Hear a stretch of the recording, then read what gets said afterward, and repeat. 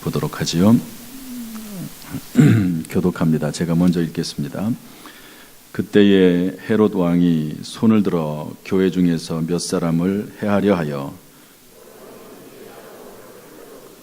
유대인들이 이 일을 기뻐하는 것을 보고 베드로도 잡으려 할세. 때는 무교절 기간이라.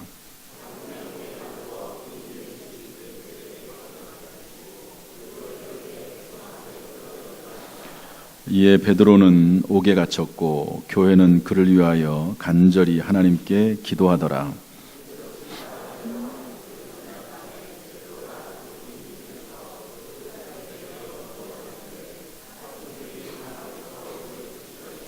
후련히 주의 사자가 나타나매 옥중에 광채가 빛나며 또 베드로의 옆구리를 쳐 깨워 이르되 급히 일어나라 하니 쇠사슬이 그 손에서 벗어지더라.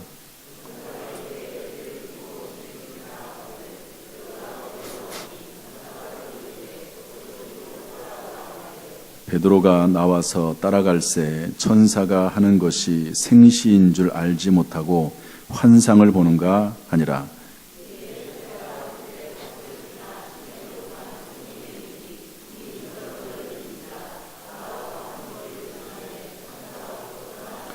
이에 베드로가 정신이 들어 이르되 내가 이제야 참으로 주께서 그의 천사를 보내어 나를 헤롯의 손과 유대 백성의 모든 기대에서 벗어나게 하신 줄 알겠노라 하여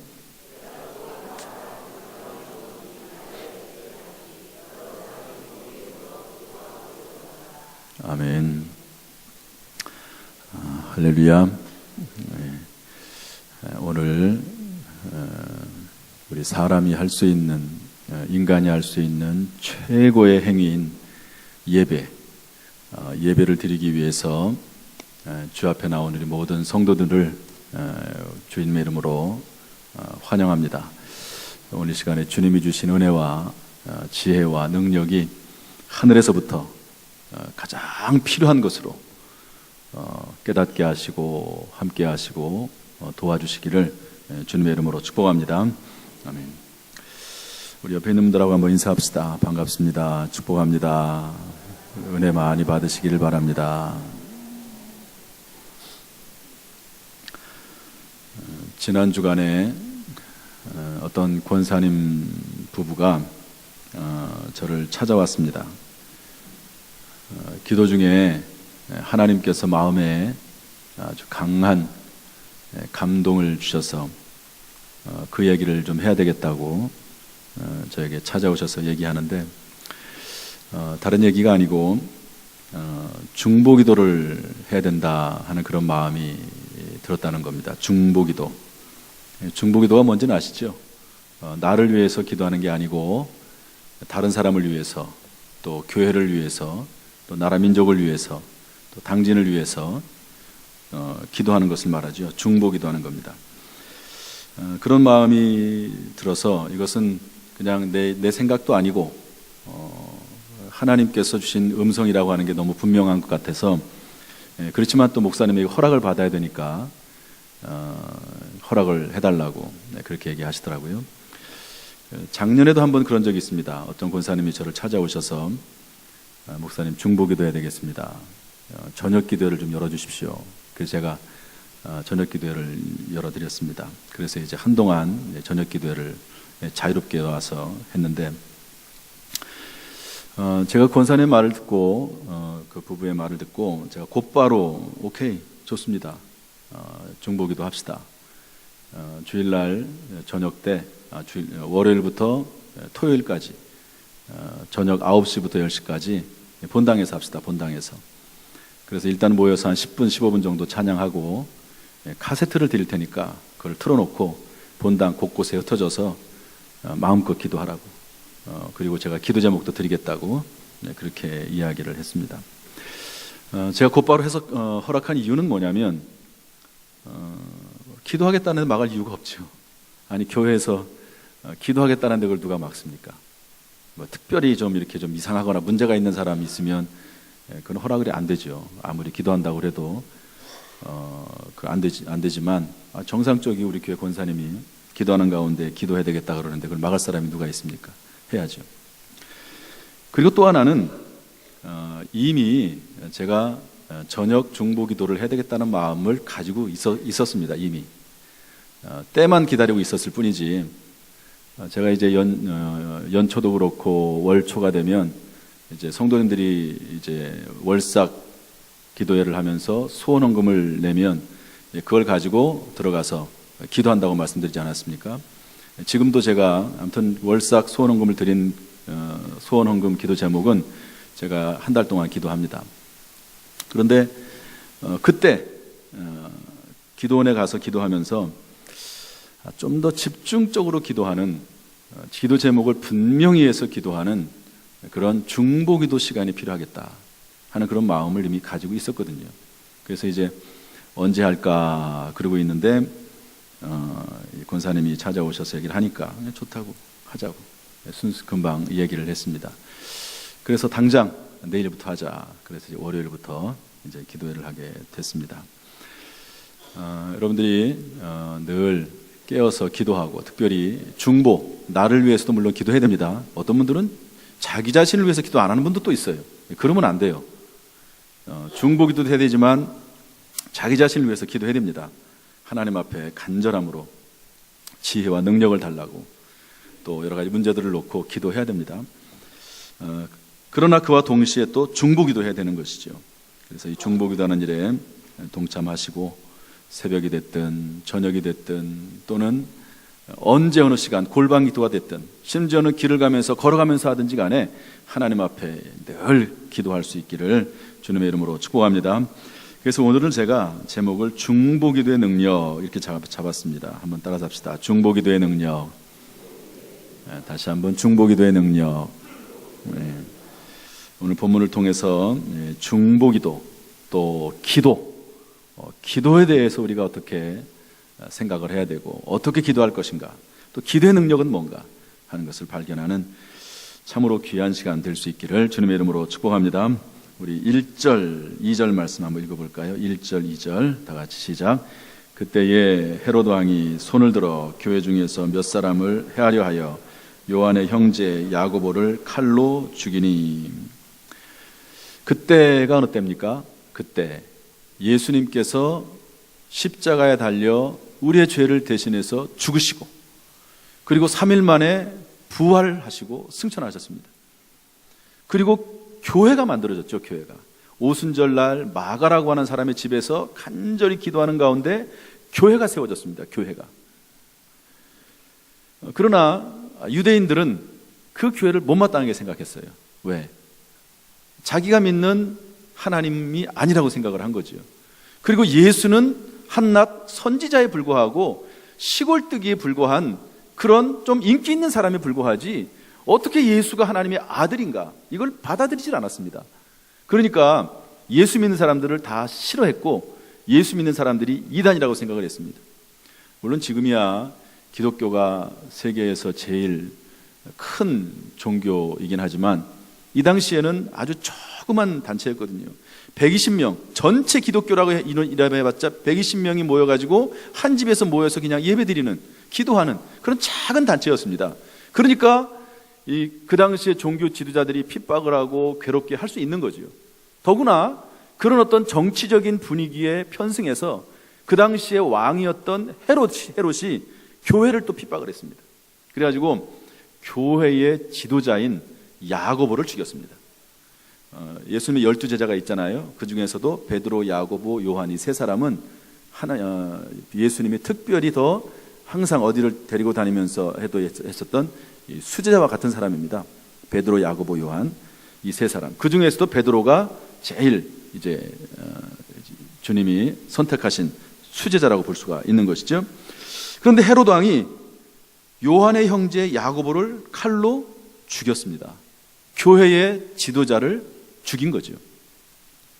그런데 그 결과가 어떤가? 우리 3절 4절 말씀 읽어볼까요? 3절 4절 시작. 유대인들이 기뻐하는 것을 보고 베드로도 잡으려 할세 때는 무교절 기간이라 잡음에 옥에 가두어 군인 내식인 내패에게 맡겨 지키고 6월절 후에 백성 앞에 끌어내고자 하더라.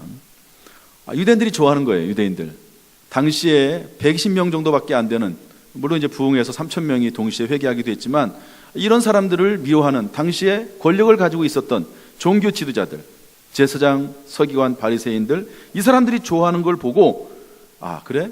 그럼 베드로도, 최고의 교회의 지도자라고 할 수 있는 베드로도 잡아 죽이자, 이런 마음을 가지게 된 겁니다. 보면은요, 항상 뭐든지 이 대적들은 지도자를 죽이려고 하거든요. 지도자를. 정치도 보면은 맨날 결국에는 이 사람이 잘못을 해도 공격하는 거는 지도자예요. 박근혜 대통령한테 공격하고 누구한테 그렇게 되잖아요. 사람이 원래 그렇습니다. 그런데 베드로도 잡아 죽이려고 옥에 가두었어요. 네 명씩 네 명이 한조가 된 4명의 군대 사람들에게 맡겨서요, 절대로 도망가지 못하도록 그렇게 딱 이제 감옥에 가둬 놓은 거죠. 그런데 하필 그때가 무교절 기간이에요. 명절 기간입니다. 명절 기간에는 웬만해서는 안 죽이잖아요. 우리나라 같은 경우도 광복절 같은 경우에는 특사를 해가지고 죄인들을 풀어주는 거지, 명절에 어떻게 사람을 죽입니까? 그러니까 다행히 베드로가 죽어야 되는데 죽지를 못했어요. 명절 때문에. 그래가지고 명절이 다 끝나고 나서 백성들 앞에 끌어내가지고 베드로도, 교회의 지도자도, 교회 하나님의 종도 죽이려고 그렇게 마음을 딱 먹고 있었던 거죠. 이것은 교회의 위기입니다. 교회 큰 위기죠. 여러분이 인생을 살다 보면 교회도 위기가 생기고, 가정도 위기가 생기고, 사업도 위기가 생기고, 개인도 위기가 생기는 거죠. 이런 위기가 생겼습니다. 또한 하나님의 종에게 위기가 생긴 거죠. 이것을 보면서 우리는 이런 생각을 할 수 있습니다. 왜 의인들이 고난을 받는가? 왜 악인들이 득세하는가? 이런 질문을 할 수 있습니다. 그러나 중요한 것은요, 이러한 고난과 위기가 닥쳐왔을 때 왜라고 하는 질문도 물론 중요해요. 그러나 그러면 이러한 고난과 위기 가운데 어떻게 대처하느냐 하는 것도 사실은 더 중요할 수도 있습니다. 왜냐하면 이유는, 왜 의인들이 고난을 받고 악인들이 득세하는가라고 하는 그 부분에 대한 이유는 시간이 지나면 알 때가 많기 때문에 그렇습니다. 시간이 지나면. 여러분, 우리가 모든 현상을 어떻게 다 이해합니까? 이해 못하죠. 그러나 시간이 지나면 알아요. 아무리 헛된 소문이 돌고 잘못된 이야기가 들고 위기가 닥쳐도, 그러나 믿음으로 그것을 이겨내고 하나님의 지혜와 능력을 가지고 견디다 보면 어느 순간이 되면 이유가 밝혀져요. 이유가. 모든 것은 다 드러나게 되어 있습니다. 여러분, 요셉이라고 하는 사람이 종살이, 옥살이 합니다. 17살 어린 나이에 이복 형들에게 팔려가지고 종으로 가죠. 종으로. 거기에서 종살이 하다가 또 억울한 누명을 써가지고 옥살이까지 합니다. 그러다가 30살이 돼가지고 13년 만에 정말 갑작스럽게 대역전이 일어나가지고 애굽이라고 하는 최강대국에, 우리로 말하면 미국 같은 나라입니다. 그런 최강대국의 총리가 됩니다. 왜 그런 일이 있을 수가 있을까? 여러분, 하나님께서는요, 비록 요셉이 어려움을 당하지만 계획이 있는 거거든요. 왜 종살이와 옥살이를 했습니까? 그 애굽의 언어, 우리로 말하면 영어입니다. 여러분, 영어가 얼마나 중요합니까? 영어를 배우게 하시고, 애굽 언어를 배우게 하시고, 문화를 배우게 하시고, 애굽의 정치를 배우게 하시고, 그러면서 그 13년 동안의 고통 가운데 그 마음, 믿음을 성숙하게 하고, 그래서 쓸만한 것으로 만드시는 거예요. 여러분, 성경을 보면은요, 신앙이라고 하는 것은 절대로 성격을 벗어나지 못합니다. 여러분, 성격은 변화가 안 된다는 사람도 있지만, 그러나 그렇지 않습니다. 성격은요, 믿음은 성격과 연결되어 있습니다. 그 성품이나 성격이 변하지 않는 한 하나님께서 그 사람을 쓸 수가 없습니다. 여기 요셉을 하나님께서, 또는 야곱과 또 그리고 아브라함조차도 하나님께서는요, 그 오랜 기간 동안 갈고 닦으셔서 그 마음과 생각과 성품을 바꿔놓으신 다음에 그리고 나서 그를 사용하시는 것을 볼 수가 있습니다. 그러므로 여러분, 때때로 우리에게 당하는 위기와 어려움과 고난에 대해서는 너무 이유를 물어보려고 하지 마세요. 물론 죄에 대해서는 물어봐야 될 필요가 있습니다. 내가 죄라면 회개해야 되니까. 그러나 어떤 경우에는 이유는 일단 뒤로 젖히고, 내가 지금 이 상황 가운데서 어떻게 내가 처신해야 되는가, 어떻게 행동해야 되는가, 어떤 믿음을 보여야 되는가, 이것이 상당히 중요하다고 볼 수가 있습니다.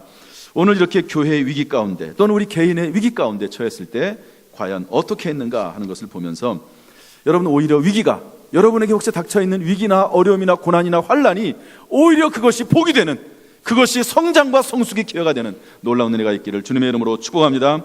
첫 번째, 위기를 만났을 때 최우선순위는 하나님 앞에 기도하는 겁니다. 우리 5절 말씀 읽어보겠습니다. 5절 다 같이 시작. 이에 베드로는 옥에 갇혔고 교회는 그를 위하여 간절히 하나님께 기도하더라. 기도하는 거예요. 교회가 위기에 빠졌을 때 제일 먼저 해야 될 것은 기도입니다.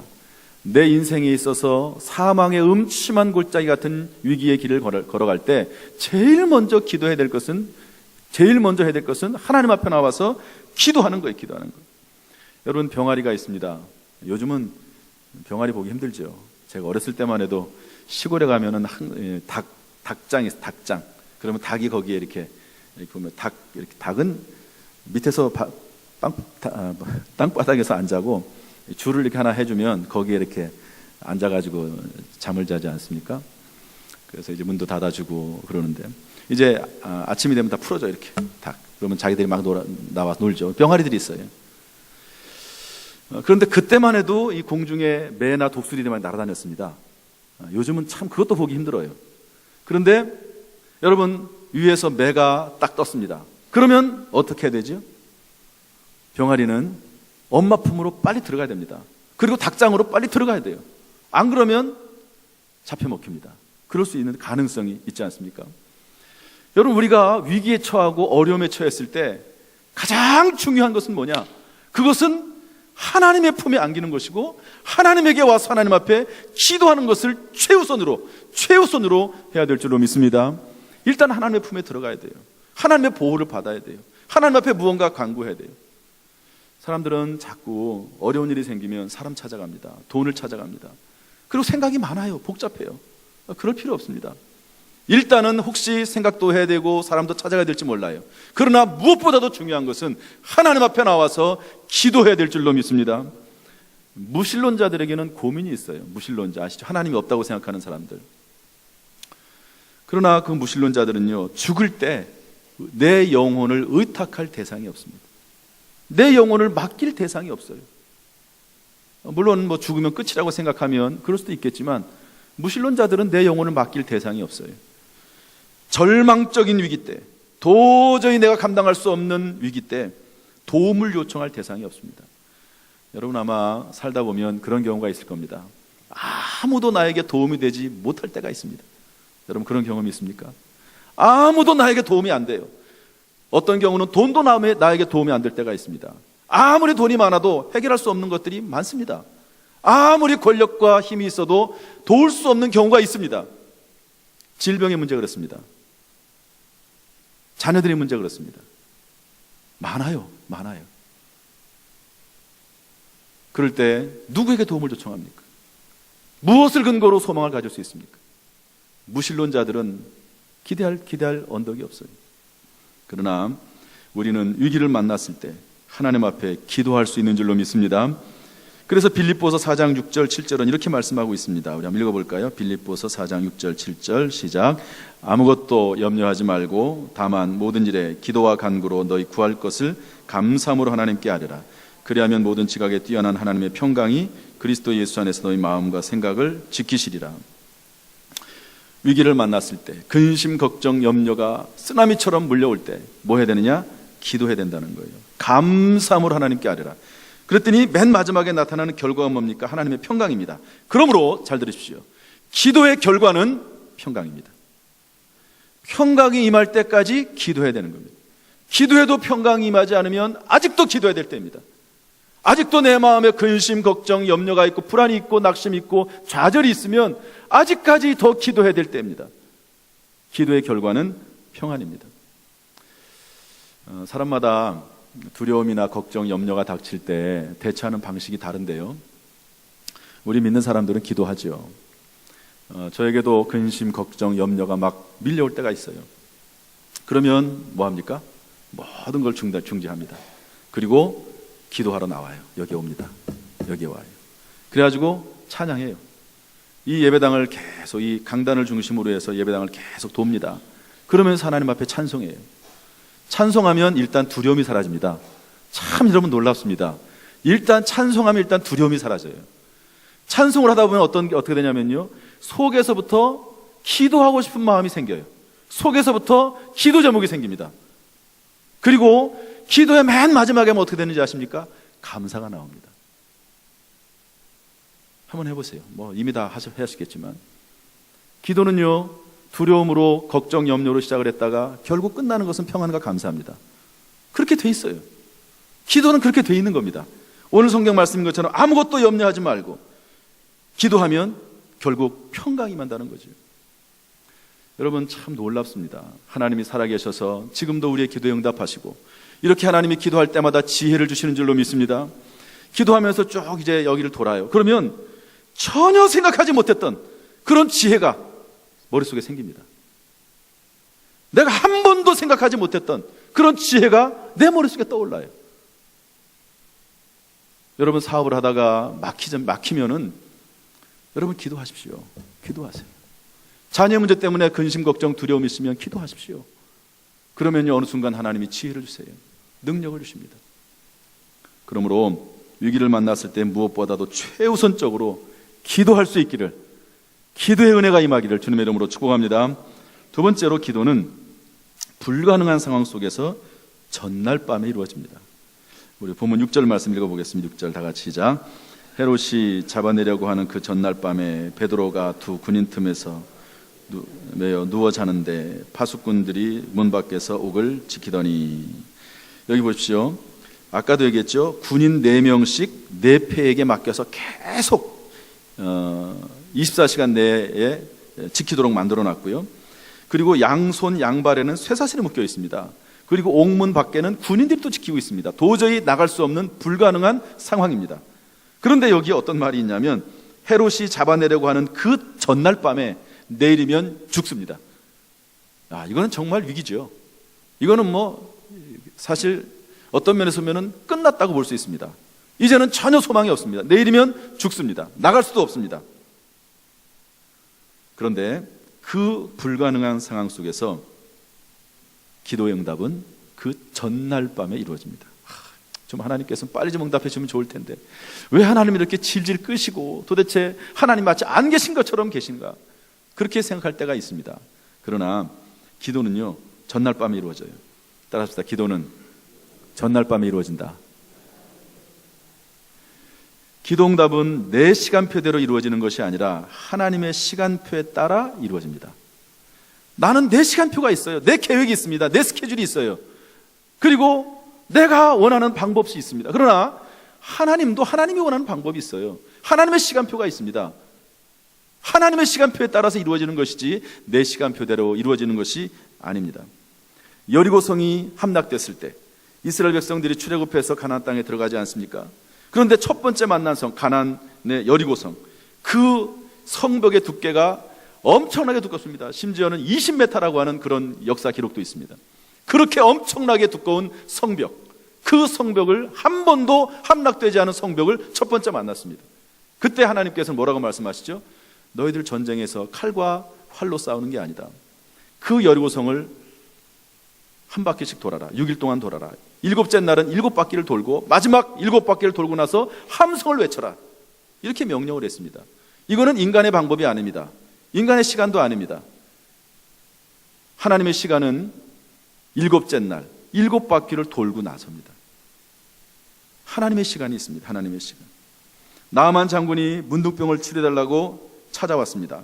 엘리사가 뭐라고 말하죠? 만나주지도 않아요. 엘리사가, 하나님의 종 엘리사가요, 다른 나라의 이 나아만 장군, 아람 왕의 군대 장관이 왔는데도 만나주지도 않습니다. 문 밖에 서가지고 종을 시켜가지고 저기 요단강 가가지고 7번 씻으라고, 그렇게 전달하고 말아요. 얼마나 수치스럽습니까? 그냥 가려고 합니다. 그랬더니 옆에 있는 신하들이 말리죠. 아니, 그보다 더 큰 일을 하라고 해도 병을 낫기 위해서라면 할 텐데 그거 못하겠습니까? 그래서 그 말을 받아들여요. 그 말을 받아들입니다. 그래서 요단강에 가서 씻는데, 여러분, 한 번 들어가서 나올 때 전혀 변화가 없습니다. 2번도 변화가 없어요. 3번도 변화가 없어요. 6번째 들어갔다 나와도 여전히 그 병은 문둥병에서 벗어나지 못하고 있는 겁니다. 7번 들어갔다가 나와야지만이 병에서 치료를 받는 거죠. 할렐루야. 그래서 병일 치료 받습니다. 하나님의 시간이 있어요. 하나님의 방법이 있습니다. 기도는 그러므로 하나님의 시간표의 끝까지 가야 됩니다. 하나님의 시간표 끝까지 가야 돼요. 그러나 많은 사람들이 거기까지 가다가 중간에 포기해버리고 맙니다. 다른 방법을 씁니다. 인간적인 방법을 써요. 그리고 하나님이 없다고 말합니다. 엘리야가 3년 6개월 동안 비가 오지 않았을 때 비를 위해서 기도하죠. 그런데 이제 엘리야가 기도한 것은 비를 달라고 막 기도했다기보다도 어느 날 하나님 앞에 간절히 기도하는데 비가 오는 소리가 들리는 거예요. 비가 오는 소리가. 비가 안 와요. 그런데 비가 오는 소리가 들려요. 기도하는 가운데. 이게 하나님의 은혜입니다. 여러분 인생의 어려움과 환난과 핍박이 있을 때 기도하는 가운데 하나님의 음성이 들리고 하나님의 환상이 보여줄 수 있기를 주님의 이름으로 축복합니다. 그래서 왕에게 가서 말하기를 왕이시여 비가 올 겁니다. 빨리 산에서 내려가십시오. 그리고 왕에게 얘기를 했는데 비가 안 와요. 엘리야가 산 꼭대기로 올라갑니다. 그래가지고 하나님 앞에 기도해요. 몇 번 기도하죠? 7번 기도합니다. 언제까지 기도하죠? 저 멀리 바다 위에 구름 한 조각이 손바닥만한 구름 한 조각이 보일 때까지 기도합니다. 여러분 시간이에요. 여러분 기도는 시간과 연결되어 있습니다. 우리가 이걸 잊으면 안 돼요. 기도는 시간과 연결되어 있습니다. 기도 응답은 시간의 문제이지 기도 응답은 이루어지지 않거나 기도 응답이 없는 것이 아닙니다. 시간의 문제일 뿐이죠. 그러므로 여러분 불가능한 상황 속에서 전날 밤에 응답된다는 사실을 깨닫고 여러분 변함없이 끊임없이 기도할 수 있기를 주님의 이름으로 축복합니다. 하나님의 시간표가 있다는 말은 뭐냐면 우리에게 믿음을 요구하는 겁니다. 하나님은 시간을 통해 우리의 믿음을 점검하시고 확인하십니다. 시간은요 믿음을 확인하는 확인표예요. 믿음이 없는 사람은 시간이 지나면 지날수록 초조해하고 믿음이 사라지고 걱정하고 근심하고 그리고 포기해버리고 맙니다. 그러나 믿음이 있는 사람은 포기하지 않죠. 왜? 하나님을 믿으니까. 하나님을 믿으니까. 하나님이 살아계시고 하나님은 전능하시기 때문에 하나님을 믿는 사람은 포기하지 않습니다. 그런 과정을 통해서 성숙하게 되는 거예요. 성숙하게. 여러분 시간은 믿음이며 시간은 기도며 시간은 성숙입니다. 여러분 가을날에 따가운 햇살을 받아야지만이 돼요. 따가운 햇살을 받는 시간이 있어야 돼요. 만약에 따가운 햇살을 받지 않고 그 곡식을 그냥 열어보면 그 곡식은 죽습니다. 열매를 맺지 못합니다. 따가운 햇살을 받아서 시간이 지나야지만이 비로소 충실하고 아주 맛있는 쌀밥이 되는 것이죠. 그러므로 여러분 하나님의 시간표를 아시고 하나님의 시간표를 볼 수 있는 눈이 있기를 주님의 이름으로 축복합니다. 하나님이 아브라함을 75세에 불렀어요. 그런데 아들을 주신 것은 100살 때입니다. 약속하신 75세에 약속하신 그 아들 100살 때 얻었습니다. 요셉은 약 17살 때 애굽으로 팔려갔지만 애굽의 총리가 된 것은 30살입니다. 13년 동안 종살이 옥살이하면서 얼마나 많은 어려움을 겪었는지 모릅니다. 여러분 조지 물러가 이런 말을 했습니다. 기도할 때 가장 명심할 것은, 여러분 조지 물러가 누굽니까? 이 땅에 사는 동안 5만 번의 기도응답을 받았다는 분 아닙니까? 또 고아의 아버지예요. 고아의 아버지. 수백 명이나 되는 아이들을 길렀던 고아의 아버지. 하나님은 고아의 아버지시다라고 하는 말을 성경에서 보고 아 그렇구나. 하나님이 기뻐하시는 것은 고아를 돌보는 거구나. 그래가지고 이분에게 준 특별한 은혜죠. 그래서 모든 재산을 다 정리해가지고 고아원을 차려가지고 고아원을 평생 돌보다가 죽으신 분이 이 조지 물러입니다. 그런데 이분이 기도에 대해서 말할 때 기도할 때 가장 명심할 것은 응답이 내려질 때까지 결코 물러서서는 안 된다는 것이다. 여러분 기도 5만 번 응답받은 사람도요 기도에 있어서는 결코 물러서서는 안 된다. 그렇게 이야기를 했습니다. 하나님의 마음을 헤아리면서 하나님의 말씀이 이것이 하나님의 뜻인지를 분별해 가면서 왜 기도가 내가 이렇게 열심히 해도 응답되지 않는가? 그럼 하나님의 뜻은 무엇인가라고 하는 것을 물어봐 가면서 하나님의 말씀을 확인해 가면서 말씀에 근거해서 간절히 하나님 앞에 기도하고 결코 물러서지 서는 안 된다고 얘기를 했습니다. 여러분 그러므로 불가능한 상황 가운데 있다면 여러분 좌절하지 마십시오. 여러분의 계산과 시간표와 계획표에 맞지 않는다고 절망하거나 포기하지 마십시오. 할렐루야. 포기하지 마세요. 하나님은 시계를 보고 계십니다. 따라합시다. 하나님은 시계를 보고 계신다. 하나님은 시계를 보고 계신다. 여러분 각자에 대한 계획이 있으십니다. 단지 그 시계를 보고 있는 거예요. 시계를 보고 있는 거예요. 여러분 그 하나님의 시간표에 따라서 잘 훈련받으시고 그리고 그 시간이 우리에게 큰 성숙의 기회가 될 수 있기를 주님의 이름으로 축복합니다. 마지막 세 번째로 기도는 하나님의 기적을 체험하게 합니다. 우리 11절 12절 말씀 읽어보겠습니다. 11절 12절 시작. 이에 베드로가 정신이 들어 이르되 내가 이제야 참으로 주께서 그의 천사를 보내어 나를 헤롯의 손과 유대 백성의 모든 기대에서 벗어나게 하신 줄 알겠노라 하여 깨닫고 마가라 하는 요한의 어머니 마리아의 집에 가니 여러 사람이 거기에 모여 기도하고 있더라. 기도하고 있었어요. 어떤 일이 벌어집니까? 하나님의 사자, 천사가 나타나가지고요. 물론 눈에 보이는 건 아닙니다. 우리가 눈에 보이지 않는다고 해서 현상이 없는 건 아니잖아요. 어떤 일이 일어나죠?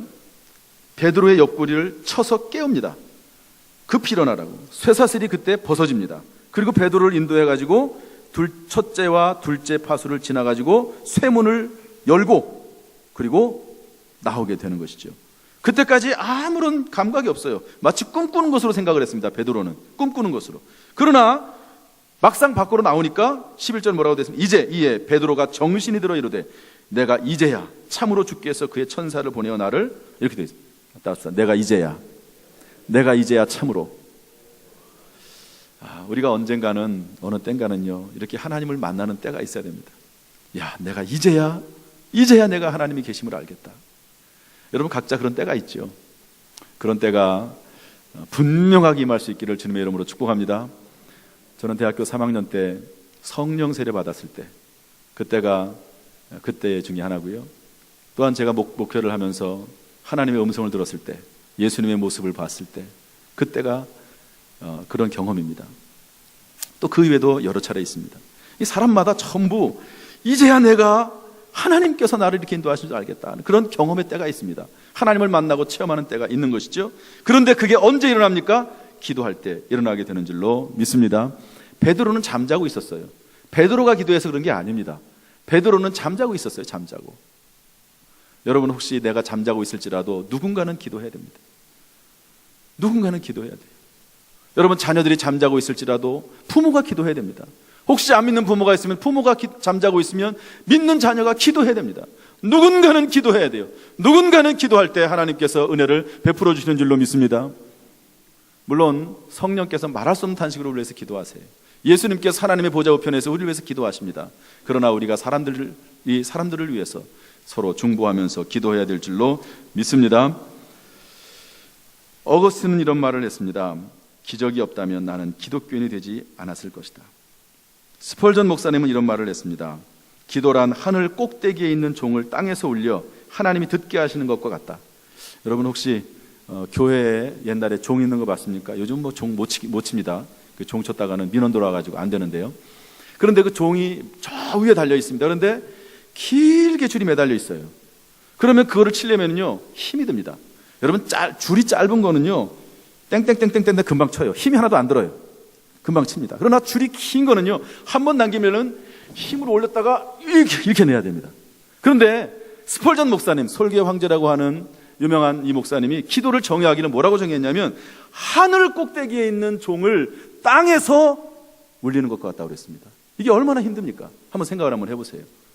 여러분 100m짜리 종을 울린다고 해도 얼마나 힘이 들겠습니까? 그런데 그만큼 기도라고 하는 게 쉽지 않다는 겁니다. 힘들이지 않고 적당히 당겨서는 종이 울리지 않는다. 한두 번 당겨보고 포기하는 사람이 많다. 그러나 진정으로 기도하는 사람은 전심전력을 다해 쉬지 않고 종의 줄을 잡아당긴다고 그랬습니다. 힘을 다해서 잡아당기는 거예요. 그래서 어떤 분은 기도를 뭐라고 말하냐면 노동이라고 그랬습니다. 기도는.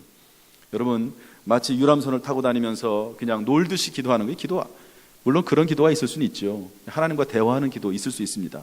그러나 어떤 기도는요 땀을 흘려야 되고요 마치 노동하듯이 기도해야 되는 기도가 있습니다.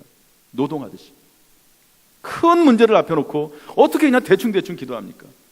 노동하듯이 땀을 흘려가면서 하늘에 있는 종을 치듯이 그런 기도가 필요할 때가 있는 것이죠. 여러분, 이런 기도가 있었습니다.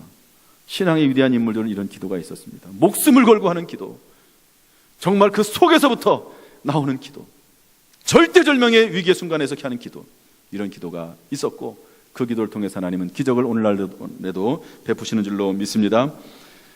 놀랍게도요, 하나님의 아들, 우리의 구원자 되신 예수 그리스도도 기도하셨다는 거예요. 우리 히브리서 5장 7절 말씀 한번 읽어보겠습니다. 히브리서 5장 7절 다 같이 시작. 그는 육체에 계실 때에 자기를 죽음에서 능히 구원하실 이에게 심한 통곡과 눈물로 간구와 소원을 흘렸고 그의 경건하심으로 말미암아 들으심을 얻었느니라. 여러분, 예수님도 기도했는데 어떻게 기도했다고요? 심한 통곡과 눈물로 기도했습니다. 아니, 예수님이 왜 이렇게 기도해야 됩니까? 하나님의 아들이시고 부활 승천하시고 우리의 구원자 되신 예수님께서, 그런데 그분도 죽음에서 능히 구원하실 하나님에게 심한 통곡과 눈물로 간절히 기도한 거예요. 기도응답도 언제 이루어집니까? 그의 경건하심으로 말미암아. 공동성경에는 뭐라고 되어 있냐면, 당신을 경유하는 마음을 보시고, 하나님께서는 하나님을 경유하는 마음을 보시고 그의 간구를 들으셨다고 그랬습니다. 예수님조차도 하나님을 경유하는 마음을 보시고 기도응답해 주시는 겁니다. 여러분, 기도응답이라는 게 그냥 유람선 타고 돌아다니듯이 그냥 대충 하고 이렇게 흘러다니고 그런다고 기도응답이 되는 게 아니에요. 예수님조차도 그의 경건하심을 보고 하나님의 경외하시는 모습을 보고 그랬습니다. 그러므로 여러분, 인생의 승부는 어디에서 나느냐? 기도에서 나는데요, 그 기도라고 하는 것은 하나님 앞에 정말로 마치 이 기도 응답하지 않으면 내가 죽는다라고 하는 그런 믿음을 가지고 하나님 앞에 기도할 때 그 기도가 응답이 되는 것이고, 그리고 하나님을 만나게 되고 하나님에 대한 간증이 있게 되는 것입니다. 대부분의 경우 사람들은 기도하다가 중단합니다. 한두 번 하고 그만둡니다. 그러나 여러분, 하나님 앞에 믿음을 가지고 끝까지 기도할 수 있기를 주님의 이름으로 축복합니다. 말씀을 마치겠습니다. 알로에 마임 유영섭 회장님이라고 하는 분이 계십니다. 알로에 마임은 자연을 원료로 한 화장품과 건강 보조식품을 만드는 회사죠. 화장품은 10위권에 들어가 있습니다. 10위 내에. 건강보조식품계에서는 브랜드 파워 1위를 했던 그런 회사입니다. 그런데 이분이 성공하기 전에 사업을 하다가 8번 실패했습니다. 8번. 여러분, 한 번만 실패해도 큰 타격이고 헤어나기 어렵습니다. 그런데 8번 실패했습니다. 그때 무슨 일을 했는가? 내가 무슨 문제가 있는 거 아닌가 생각을 하고 한번 하나님의 음성을 들어보자, 하나님의 인도하심을 받자, 하나님의 도우심을 받자. 그래서 그때부터 기도와 예배에 전심전력했습니다. 그러면서 마음을 다스렸어요. 두려움과 염려를 떨쳐버렸습니다. 지혜와 능력을 얻었습니다. 하나님의 비전과 꿈을 얻었습니다. 그러면서 세운 회사가 알로에 마임입니다.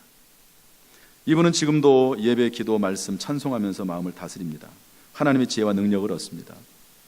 여러분, 기도, 이것은 해도 되고 안 해도 되는 것이 아니고 평생 해야 되는 겁니다. 왜? 기도할 때 하나님의 지혜와 능력을 얻기 때문에 그렇습니다. 할렐루야. 기도할 때. 그래서 기도할 때 그냥 막 외치지만 하지 마시고 하나님 앞에 지혜를 구하세요. 하나님, 이런 문제가 있습니다. 어떻게 해야 될까요? 하나님, 이런 문제가 있습니다. 이렇게 했으면 좋겠는데 하나님, 능력을 주십시오. 제가 항상 하는 말 있죠. 지혜만 있으면 안타까워요. 능력만 있으면 위험해요. 지혜와 능력이 함께 있어야 됩니다. 하나님은 지혜와 능력이 하나님입니다. 예수님도 지혜와 능력이 예수님이십니다. 기도하는 가운데 지혜와 능력이 있어서 위기가 오히려 복이 될 수 있기를 주님의 이름으로 축복합니다. 축복합니다. 기도하겠습니다. 하나님 아버지, 오늘 말씀